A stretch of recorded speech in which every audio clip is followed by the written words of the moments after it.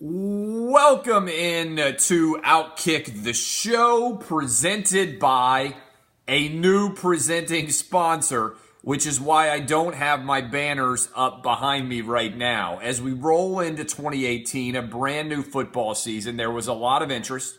There was a lot of excitement. There were a lot of different people who wanted to be the presenting sponsor. And ultimately, I am rolling with the fine folks. If you'll remember, when I went down to Costa Rica, I went to a conference presented by sportsbookreview.com. They were the ones that were down there putting on the event when I interviewed Johnny Manziel down in Costa Rica. Well, they are now the presenting sponsor of Outkick the Show. And I'm telling you right now, you need to check out sportsbookreview.com for the most trusted reviews and ratings of online betting sites, as well as the best info you can find anywhere about the betting markets in general.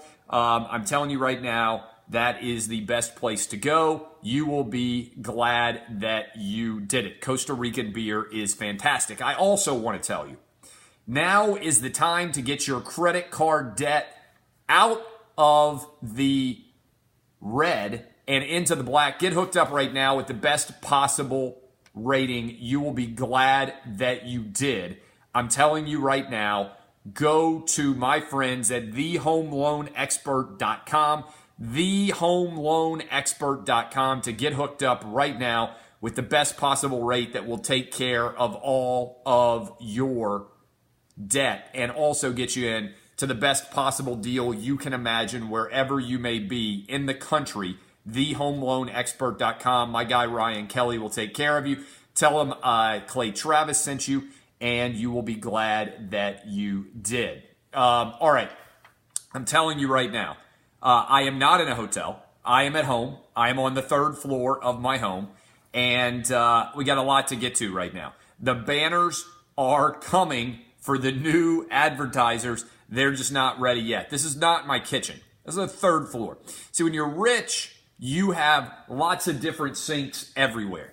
I got so many sinks in my 8,000 square foot house, I haven't ever even turned the water on this sink. I got so many sinks, I don't know what to do with them all. I got a refrigerator here too. Look, bang, refrigerator. I got a wine storage right here. In my office, wine storage, I can't even keep track of it all.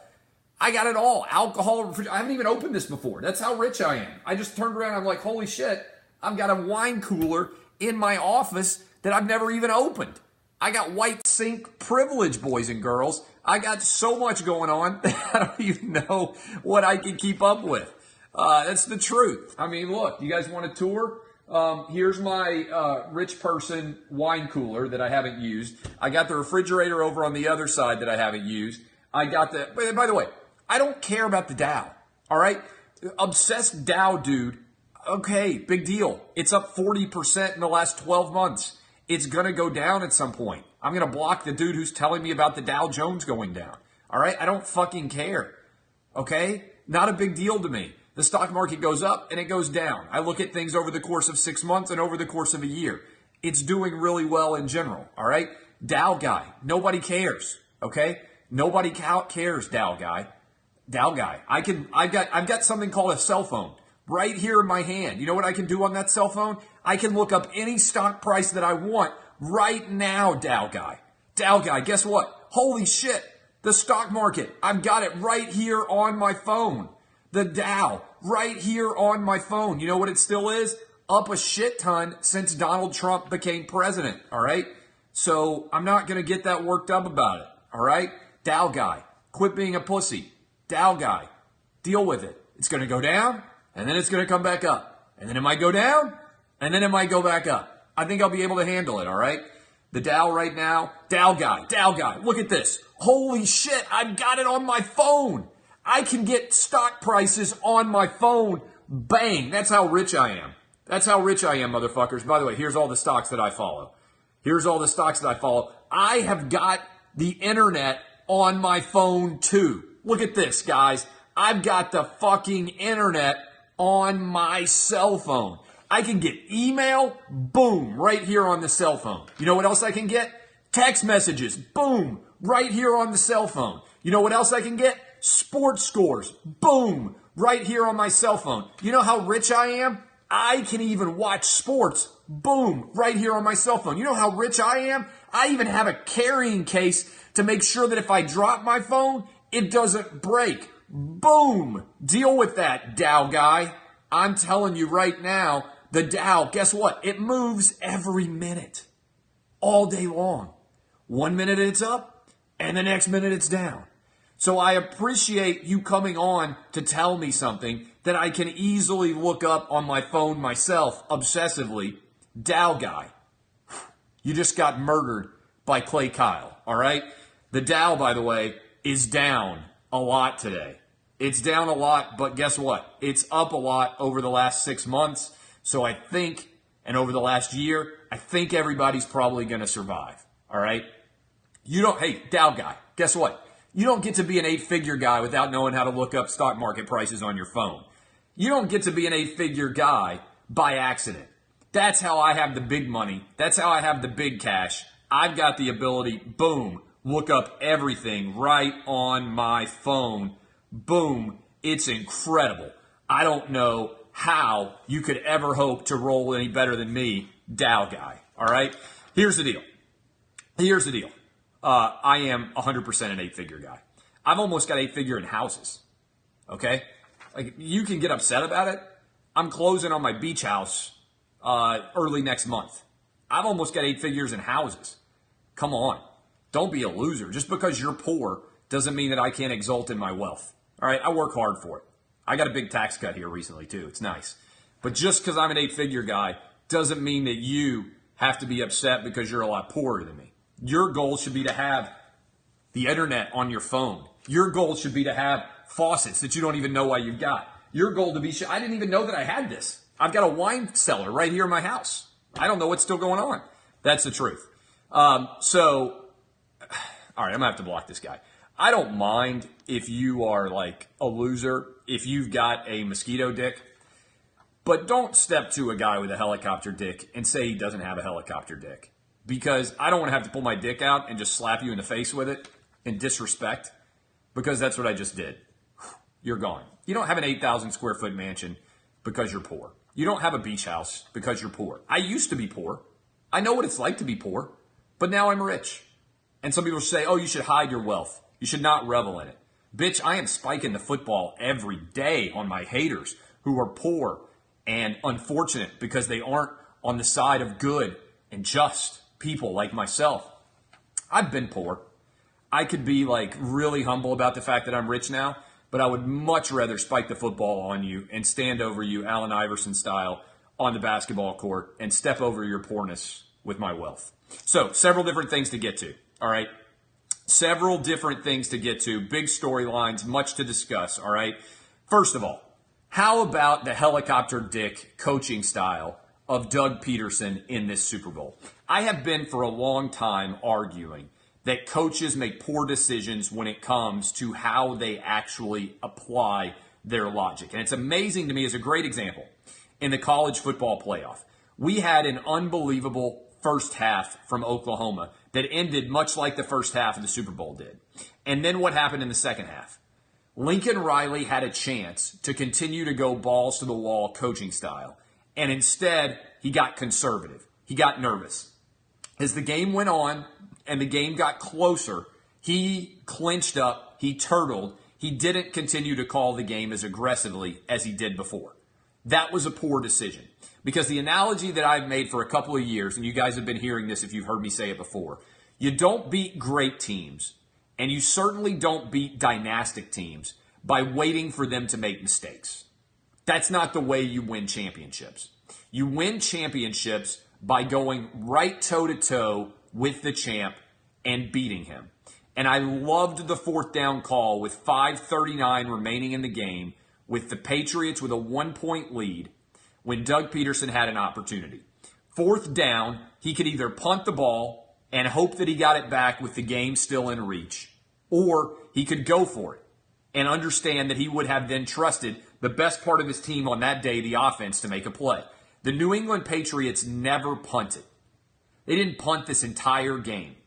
And Doug Peterson had a choice to make. He could make the typical choice that just about every coach has made throughout time and punted and tried to pin Tom Brady and the Patriots deep. And you know what would have happened then? The Patriots would have, I think, driven the length of the field and scored a touchdown to go up 8 points. And then with all the pressure on him and with the Patriots able to sag back and only have to worry about giving up a touchdown, they would have, I think, gotten the ball back and maybe even won by double digits. I think that's what likely would have happened in the last 5 minutes of that game. Instead, they went for it.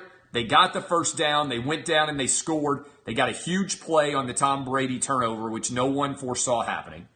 And as a result, Doug Peterson and Nick Foles became Super Bowl champions. Now, I said this before the game started. I said if the Patriots had won this game, there isn't very much to talk about. Tom Brady and Bill Belichick are awesome, and they would just be more awesome because then they would have 6 titles instead of 5. They'd be 6-2 instead of 5-3. Instead, Nick Foles and Doug Peterson became legendary because when you win a Super Bowl on some level, you become legendary. At 29 years old for Nick Foles, at 50 for Doug Peterson, they are now made men in the NFL. I think that Nick Foles, I watched that game and all I could think as I was watching it was, why hasn't Marcus Mariota been running this offense that Nick Foles is running right now for his entire NFL career? The run, pass option plays, the basically perpetual play action. You either hand it off or you make a quick throw in the 10-yard vicinity, by and large. Mariota is perfect for this system. I hope that the new coach can run it, LaFleur. I hope he can run it for him. I watched this game saying to myself, my God, how in the world has Marcus Mariota not been running this offense the whole time? I really genuinely wonder what would have happened if Chip Kelly had been able to be paired with Marcus Mariota, because I think Mariota has the potential to still be a superstar, a Hall of Famer, what I've seen in 3 years. I have zero doubt about it. So, as good as Nick Foles was, I loved everything about it. Congratulations to the city of Philadelphia. I went to school on the East Coast in Nashville. I spent some time in Philadelphia. I knew a lot of guys and girls from the Philly area. I know how big of Eagles fans they were, that whole community was. Kind of put into perspective of what the Eagles have had to deal with. The Eagles are champs now. They're no longer the losers of Pennsylvania. The Steelers with 6 titles. The Eagles prior to last night had none. East Coast losers, D.C., Baltimore, New York City, and Boston. Every city 3, 2, 5, and 5. There were a lot of titles. And the NFC East losers, the Cowboys with 5, the Giants with 4, and the Redskins with 3. Finally, the Eagles, at long last, have got a championship. I thought Brady was scintillating. I thought he was stellar. I don't think that he did anything wrong. I think he was as good as he could possibly be. 505 yards passing, 3 touchdowns. The Pats put up 613 yards of offense against one of the best defenses in the NFL. Meanwhile, the Eagles put up 538 yards passing, the most yards ever put up combined in the history of the NFL, not just in the Super Bowl, in the history of the NFL. Now that we've finished this season, to me there is one thing that needs to be resolved. The catch, non-catch crisis in the NFL has to be resolved. We have to figure this out once and for all. I thought that the Corey Clement catch was not a catch. I didn't think he got both feet in based on the rules the NFL has applied throughout the season. But I thought the fact that we had a debate and a dispute in any way about Zach Ertz's touchdown. Backyard flag football, that's a touchdown. In the Thanksgiving Day football, that's a touchdown. The NFL needs to, at absolute minimum on the decision making here, they need to say that we have a new rule in place, okay? The new rule is if you catch the ball and reach across the goal line, that's a touchdown, just like it would be if you are running. That would solve the issue with Jesse James. That would solve the issue that we saw in this game, potentially, if, let's say, Zach Ertz had only had one step and he had gone into the end zone the same way. If you break the plane running or having caught the ball and running, it's a touchdown. Zero doubt at all about it. It's a touchdown. It needs to be resolved. That is simple. We don't need a massive sort of analysis of what a catch is and what a catch is not. Ertz is, in that play, that's a touchdown. No doubt at all. 100% a touchdown. Zero doubt. All right? That is a touchdown. and 100%, zero doubt, that's what the rule needs to be changed to. Catch versus not catch has to be solved in the offseason. I'm telling you right now, there is zero doubt, and there should be zero doubt in the mind of NFL officials for everything associated with that. This was the night the NFL needed, at least for one night. No politics, no controversy. Everything was great about it. Now, doesn't mean the NFL is still out of the woods. Ratings, even though the game was great, and even though you had two massive markets with the Eagles and with the Patriots, ratings were still down 3%. It was the lowest rated NFL game since 2010, when I'm telling you, back in 2010, why did it go down in 2010? I'll tell you straightforwardly. It went down in 2010 because you had the Saints and the Colts, who were two small market teams. This is a larger issue for the NFL, down over 10%. We can talk about that later. I thought Justin Timberlake was great. I thought it was amazing that Justin Timberlake was able to pull off the camo suit in conjunction with the elk shirt, or maybe it was a moose. I don't also know what the difference is between the elk and the moose. I'm not sure exactly. I also thought that the red bandana in conjunction with the Jordans was tough to pull off, but he managed to do it. I thought the performance was very good. I thought of the commercials. The best commercial by far was the Dirty Dancing, Eli Manning and Odell Beckham Jr. It was fabulous. Odell Beckham Jr. and Eli Manning, and also the lineman involved. That was by far the best ad. Zero doubt that was the best ad. On top of that, second best ad was the Amazon Alexa. Third best ad, I thought, was the Crocodile Dundee remake starring Danny McBride with whatever that Australian dude is, the good-looking one. And I thought the fourth best in order was the deconstruction of Super Bowl commercials starring our guy Hopper or whatever the dude's name is from Stranger Things. I thought all of those were the best in order. And I thought this was funny. You guys can vote which ad you thought was the best. You never know what people are going to get triggered about. You never know what people are going to get upset about. Sometimes I am blown away by what people email me upset about. Here's an amazing situation. Harv from Pittsburgh. I don't know how many of you saw this. Harv from Pittsburgh was upset, all right? Harv from Pittsburgh was upset. He said, "I'm done with your show. Besides never responding to emails, the fact that you thought the Eli Manning commercial was great, by the way, it was fucking incredible. Great idea on Dirty Dancing. And that anyone on your show enjoyed Justin Timberlake was the icing on the cake. I've officially found a new sports show to listen to in the morning. Good luck retaining any listeners who have any normalcy about them." By the way, I think liking a Dirty Dancing spoof commercial and liking Justin Timberlake is literally the most normal thing I have ever said. Of all the opinions that I have had, liking a Super Bowl commercial that the vast majority of you liked, and liking Justin Timberlake, who has sold roughly a billion records over the time, is amazing. It's amazing that this is the controversial opinion that I now have. People are like, "Oh my God, I can't believe Clay Travis said X." And I can't believe Clay Travis said that he liked the Super Bowl commercials and that he also liked Justin Timberlake. Okay, all of that is out there. Any questions about the Super Bowl? I will now answer any of your questions about the Super Bowl and discuss anything surrounding that at all. Any questions about the Super Bowl? Anything at all? Hold on, I'm going to a new page. What question? Malcolm Butler. I don't know. I don't know why they decided to bench him. I'm going to give the benefit of the doubt to Bill Belichick because he's been to 8 Super Bowls, and that if he decided he wanted to do it, I'm totally fine with it. So there's rumors about busting with weed, stuff like that. I don't think that there's any doubt that there was something going on there. I don't know what it was, but I tend to defer to Bill Belichick. The guy's been to 8 Super Bowls and he's won 5 of them, and all of them have been pretty close. So I don't think that's a big deal. I thought Minnesota did a good job hosting the Super Bowl. I don't know what's going to happen with Foles. A bunch of people asking what's going to happen with Foles. I think he's going to be back with the Eagles. Now, I think there are a lot of teams that would make sense to maybe trade for him after the season starts, but I haven't seen the latest update. Do we really anticipate that Carson Wentz is going to be back full go for the start of the 2018 football season? I don't think usually. I mean, I think he got injured early in December, right? So I don't know why we would anticipate that he would be back full speed for the opening of the season. I think there are a lot of teams that could look at trying to add him. I would say these teams in general.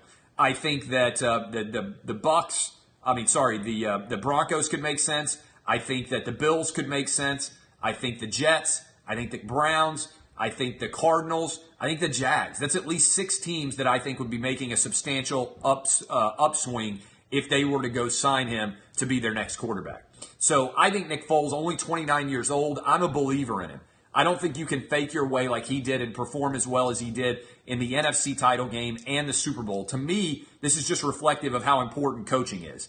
Jeff Fisher had this guy and couldn't do anything with him because he had no idea how to use his talents. He comes back to the Eagles, Doug Peterson, and he's phenomenal. And before that, he was phenomenal with Chip Kelly. I think this is a sign of how important coaching is, especially on the offensive side of the ball, when it comes to getting the most talent out of your team. And so I think Foles is probably starting week 1 for the Eagles.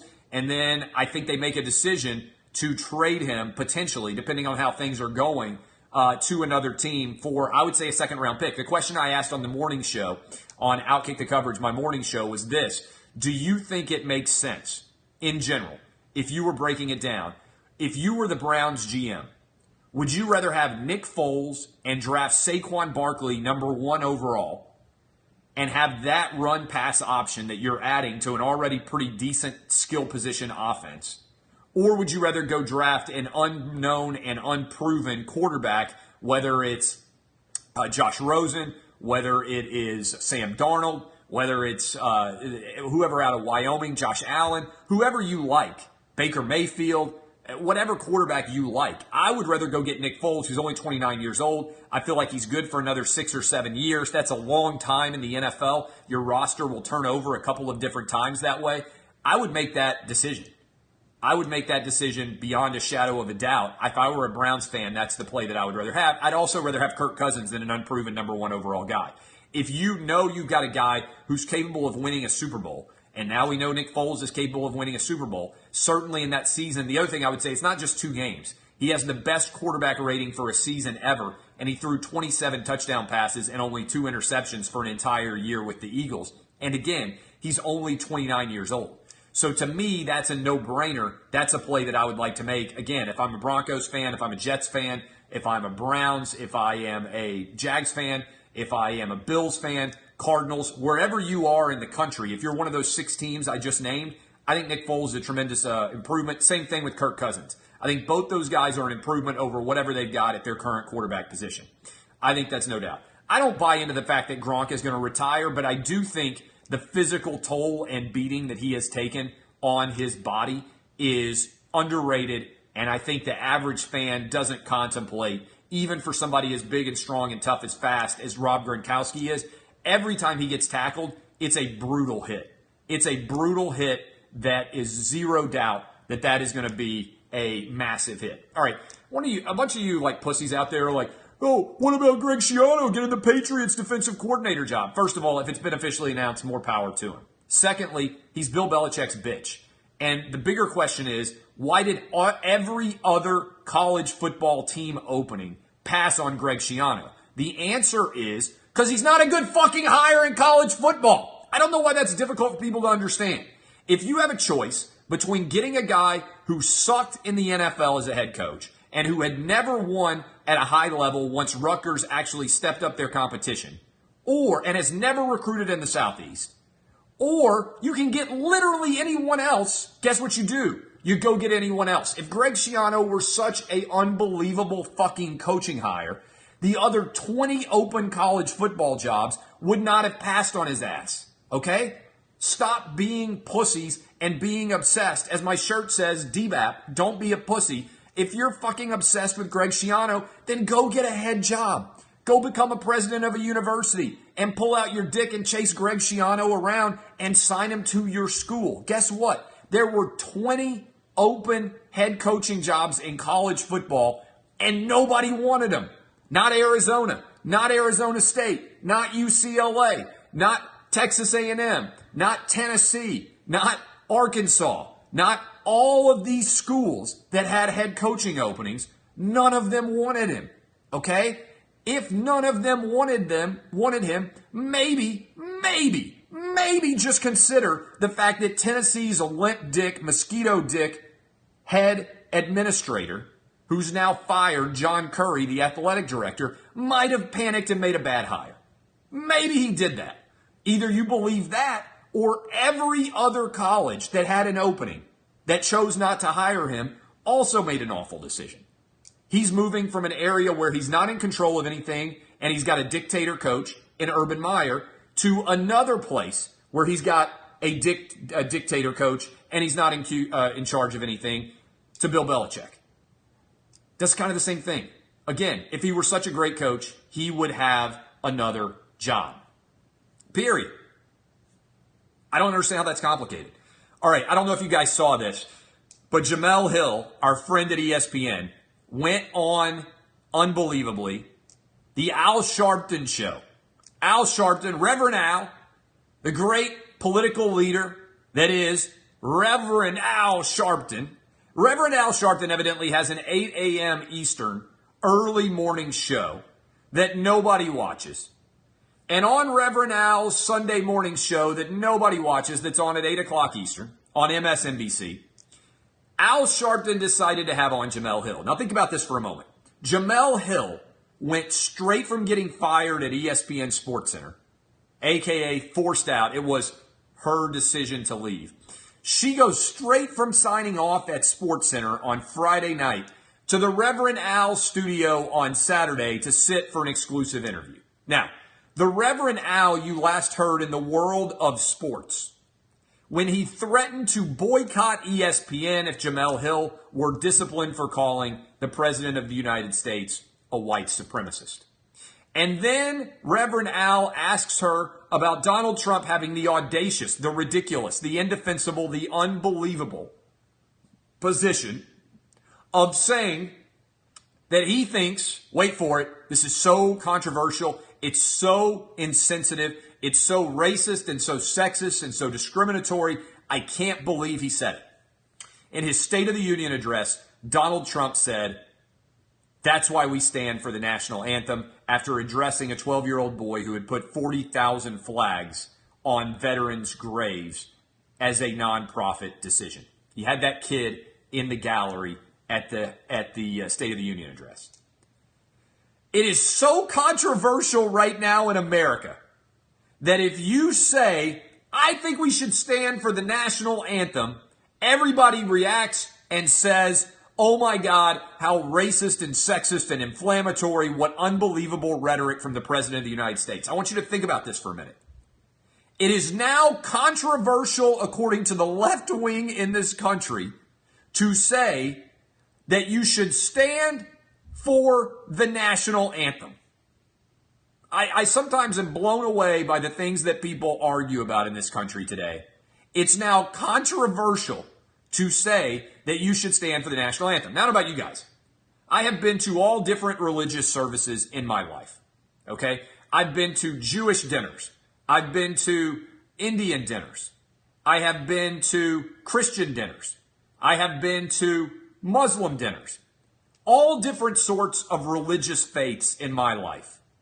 I don't care what religion you are. I just want low taxes and as much money as I can possibly make. Those are my goals. If I am at those religious events and somebody asks me to bow my head while they offer a prayer, whether I am Jewish, whether I am Muslim, whether I am whatever you could possibly think of, Christian, guess what I do? I bow my head. That doesn't mean that I endorse the religion. It means that I respect the situation that I am in enough to respect everybody who is around me and bow my head.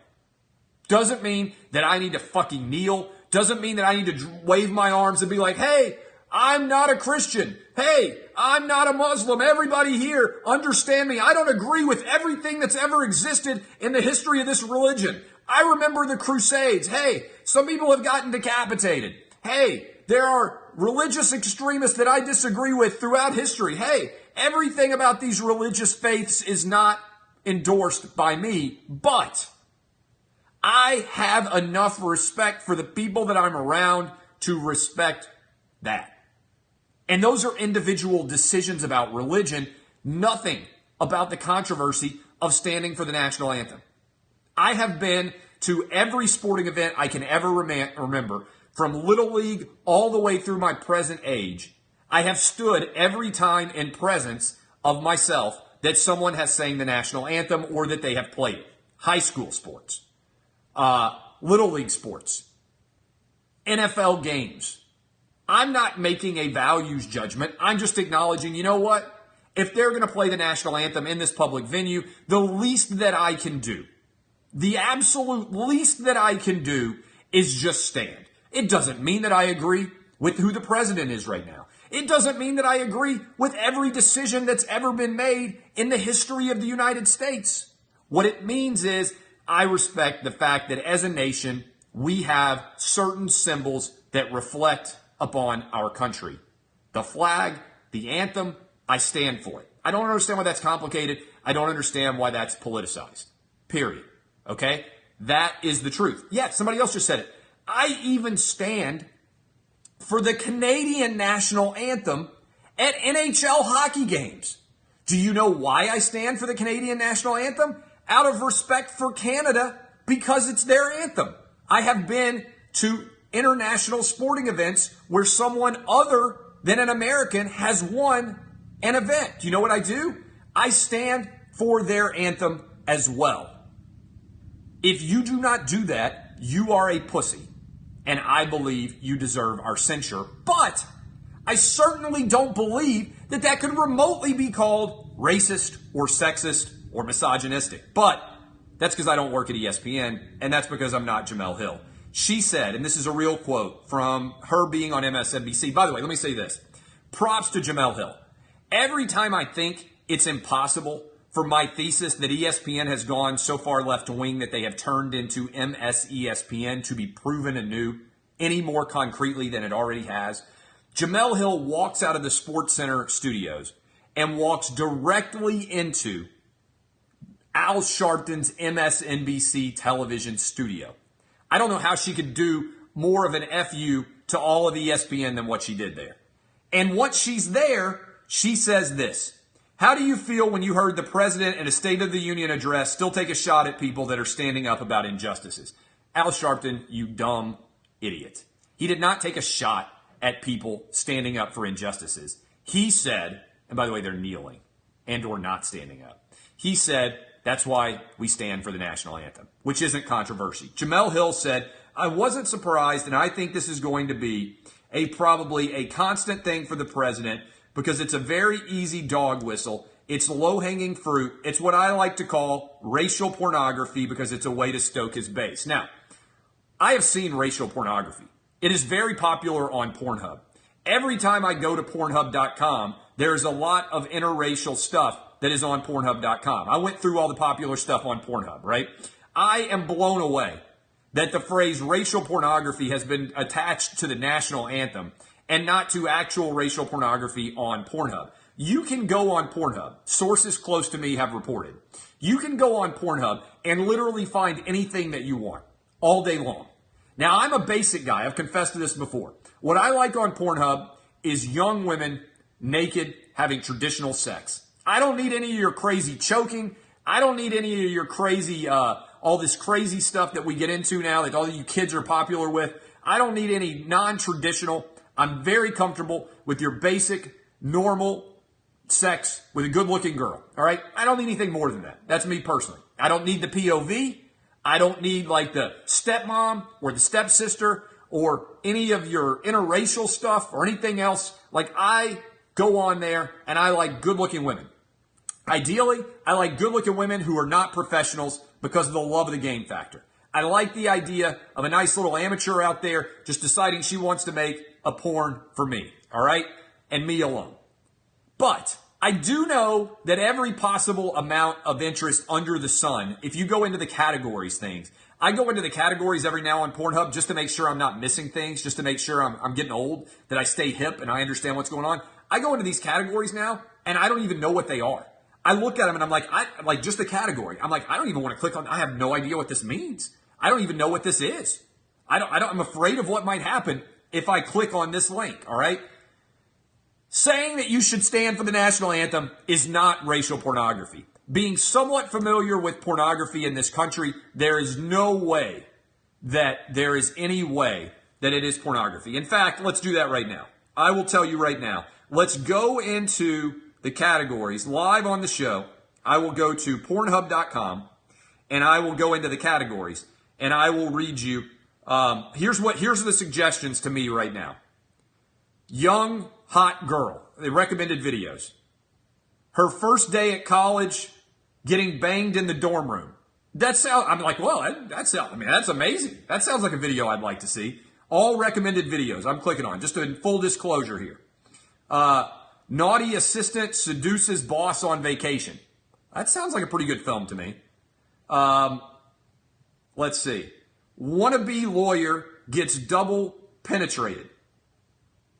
I don't even know what that is, but it sounds intriguing. The wannabe lawyer is the girl, by the way, not the guy.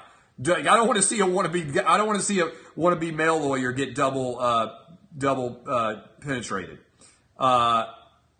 Evasive tenant fucks over landlord. Wow, that sounds. This girl looks like. That looks like an evasive tenant to me. I would like to watch that. Me and my girlfriend, amateur sex. All right, those are all the suggested videos to me right now.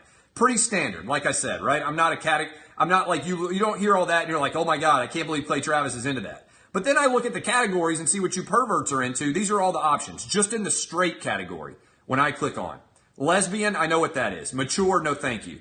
Japanese, transgender, that just scares me. I don't even know. MILF, cream pie, threesome, big dick, gangbang, old, young, public. And then it just goes even more crazy. Anyway, what I'm getting at here is Donald Trump is certainly not guilty of whatever Jemele Hill is accusing him of here, right? Donald Trump is not guilty of what she was saying. What did she say? Racial pornography. Donald Trump is not guilty of racial pornography. Jemele Hill is guilty as charged. We've gone way over today. I got to tell you, thank you for all the support. Thank you for liking this show. We'll have the new banner soon. In the meantime, go to Sportsbook Review. Get hooked up with all of the info you could possibly need about gambling and the odds that are shared there. Sportsbookreview.com. Go to my friend at thehomeloanexpert.com. Get hooked up right now with the best possible mortgage. And I love all of you. By the way, I have the stock market on my phone. I have the stock market right here on my phone. I can get email. I can get texts. I can get it all. Internet, bitches, right here on my phone. The Dow Jones is now down 900 points. It is down 4% or thereabouts, 3.8%. For all of you out there who are thinking, my God, how are we going to survive in the world with the stock market down some today? I've given you the latest up-to-date numbers. Not a big deal. The stock market goes up. The stock market goes down. It's been up a lot lately. People decide to take their profits. We'll all be fine. The country is a bright, glorious, beautiful place. And so, my friends, am I. I am your friend, Clay Travis. DBAP, I've got the t-shirt. You can too. Outkickgear.com. I love all of you. I will see you tomorrow. That, my friends, is how you do a show. Especially when it's from your own third floor where you have a sink you haven't even used and a wine cellar or a wine refrigerator. I'll see you guys. Love you.